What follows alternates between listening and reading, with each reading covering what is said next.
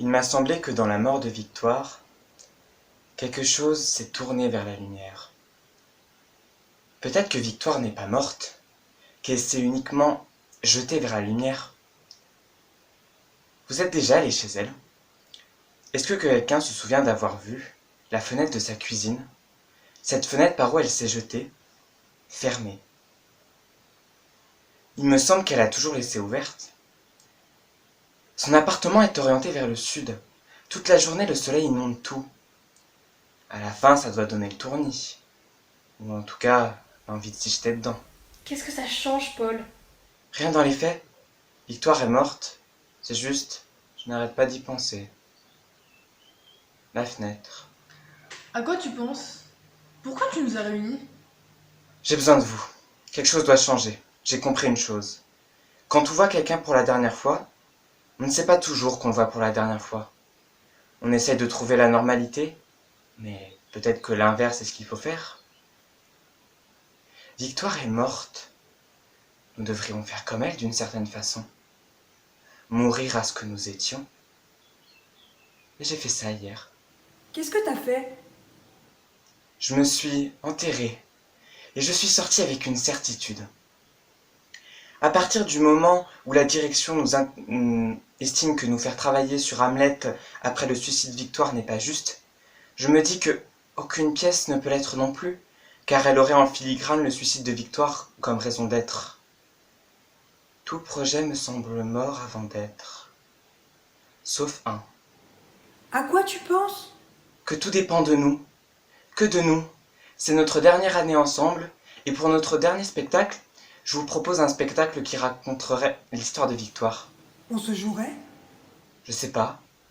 On jouerait l'autre. Et on raconterait quoi? Le suicide de Victoire? Pas seulement. Tout.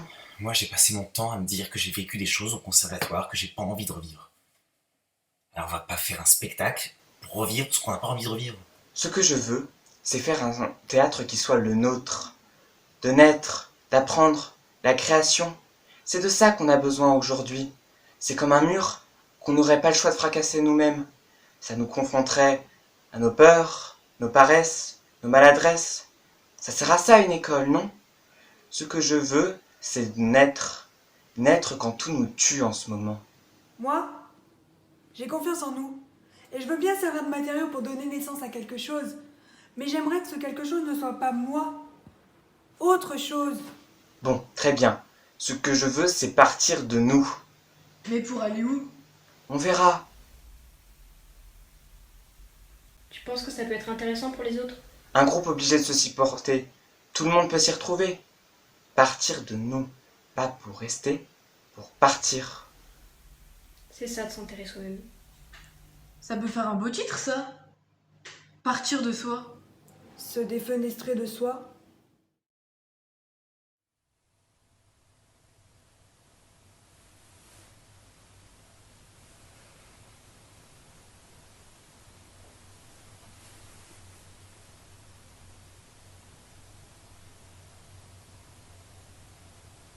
Allô Victoire?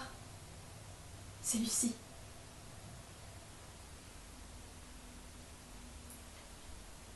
Je sais pas combien de temps ton numéro va être encore en service, mais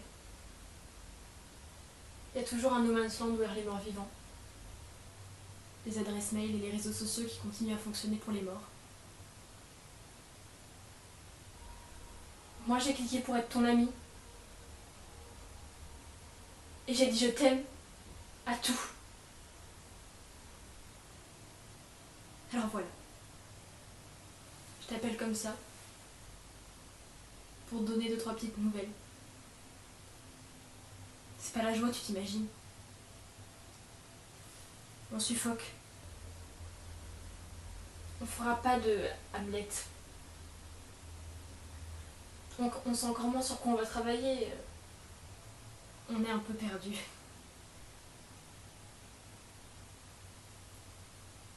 Ce matin, je me suis réveillée avec une boule au ventre. Tout le monde n'a pas ta force, Victoire. Et je me suis mise à avoir peur pour les autres. Ici, tout continue avec une sorte d'indifférence et Tu prends le métro, dans le wagon, chacun sa vie. Et je peux pas exiger que tout le monde se mette à pleurer parce que t'es morte.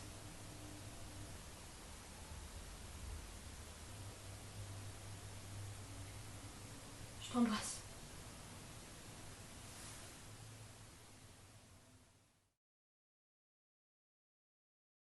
Tout s'effondre quand ça devient sérieux. Qu'est-ce que tu comprends pas? Ils nous ont fait chier l'année durant qu'on n'était pas assez investis, pas assez curieux, pas assez brûlants, pas assez engagés, pas assez comme eux quand ils avaient notre âge. Ils nous emmerdent avec des auteurs qu'ils n'ont jamais lus eux-mêmes. Ils nous balancent 6 semaines d'atelier dans les dents, et dès que là, dans la réalité, il survient un événement, ils ne trouvent rien de mieux que de nous envoyer un psychologue. Ça prouve qu'ils n'y croient pas eux-mêmes. Ou alors c'est juste pour rigoler, pour passer le temps. Oui, je te dis ce que je pense, et je te le dis comme je le pense.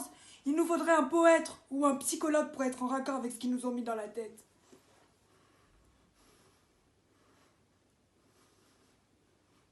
Plus rien n'a de sens. J'arrête pas de me passer la scène en boucle. Les moindres détails me reviennent. Tout.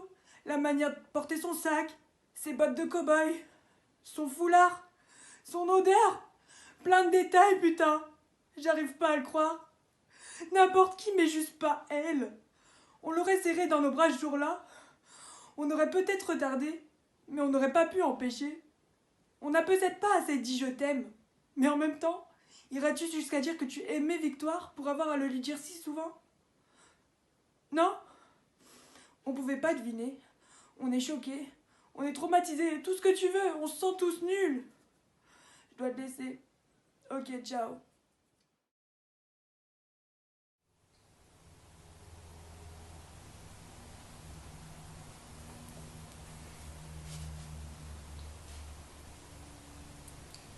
Allô Victoire?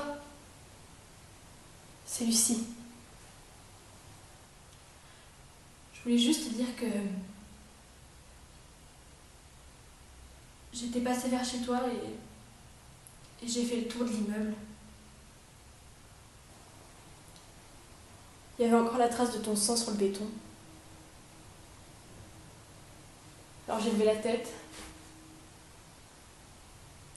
J'ai regardé ta fenêtre. La fenêtre de ta cuisine. Elle était haute. Putain, qu'elle était haute, Victoire, cette fenêtre. Comment t'as fait? Comment t'as fait pour dépasser l'effroi? Pour...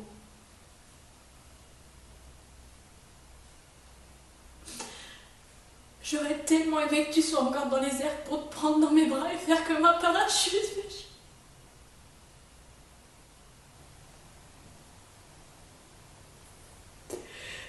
Je suis désolée.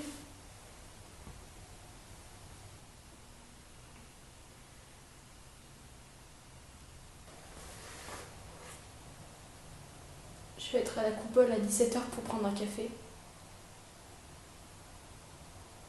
Et ça me ferait vraiment plaisir que tu viennes. Sinon, je comprendrais. Je t'embrasse.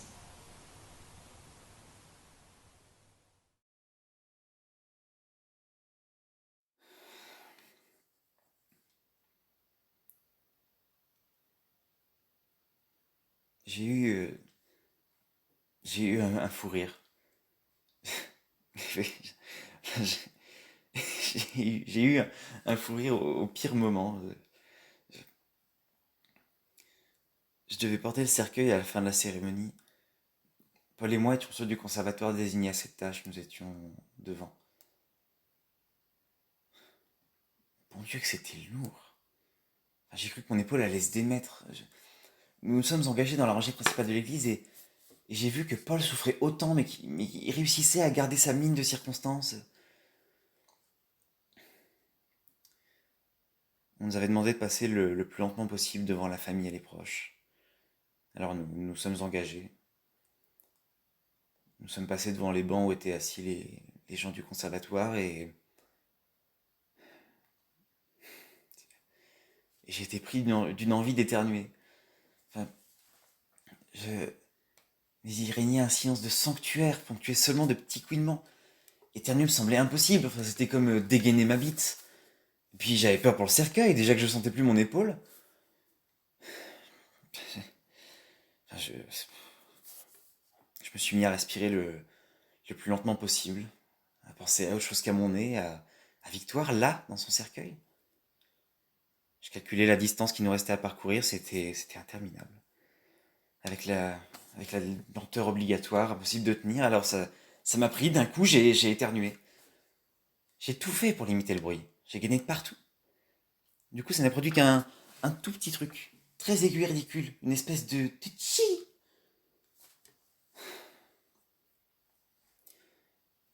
Paul s'est tourné vers moi, j'ai fait la gaffe de le regarder, et j'ai vu sa tête de con esquisser un sourire de crétin. J'ai éclaté. J'ai éclaté, silencieusement d'abord, la tête tournée vers le cercueil, genre je pleure, mais cette image de moi-même a ouvert un gouffre d'hilarité sous mes pieds et j'ai explosé. J'ai ri, ri à me faire éclater la rate. J'avais plus rien dans les bras, j'étais désespéré. Mes doigts ont lâché, le cercueil est tombé, le coin a heurté le marbre du sol, ça a résonné de partout. Le joint a sauté, le couvercle s'est ouvert et, et, et le corps de Victoire a glissé hors du cercueil, comme dégingandé.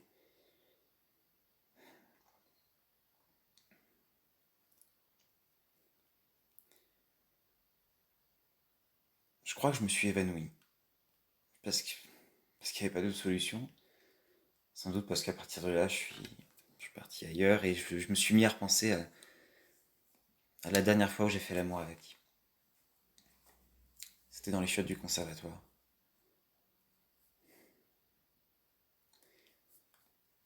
Quand on ne comprend rien à l'amour, on ne sait pas qu'on ne comprend rien à l'amour. Au contraire, on passe son temps à en parler comme si on y comprenait quelque chose.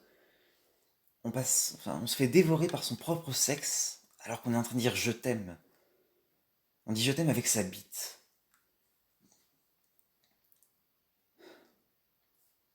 Dans les chiottes du conservatoire, Victoire était un conte de fées. J'ai envie de pleurer. Ce jour-là, de cette dernière fois, Victor m'a fait voir face à face la lumière de ma propre sexualité. Elle me l'a révélé et je crois que si j'avais eu un couteau, je serais devenu assez fou pour la tuer, me tuer aussi, pour fixer à jamais la magie de cet instant qui puisse plus y avoir d'après.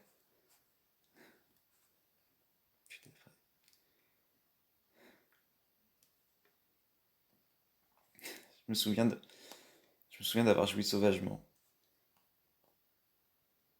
J'ai essayé de m'enlever, mais trop tard, une grande peur m'a envahi. Quelque chose qui hurlait en moi. Victoire, ne m'abandonne jamais.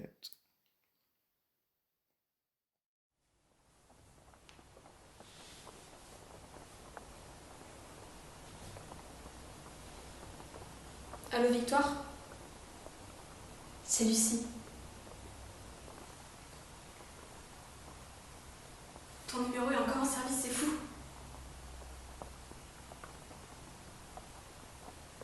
Je redoute le moment où on va couper ta ligne.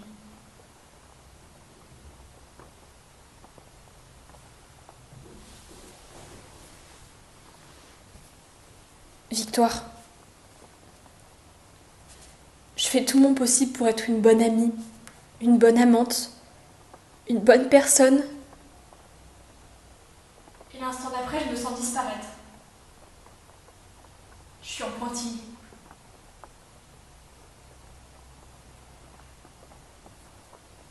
C'est ton insupportable énergie qui me manque aujourd'hui.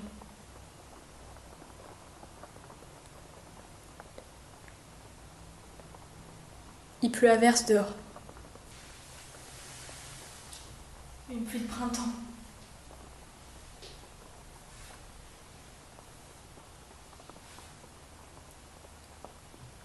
J'espère que t'as pensé à fermer la fenêtre. Cette putain de fenêtre.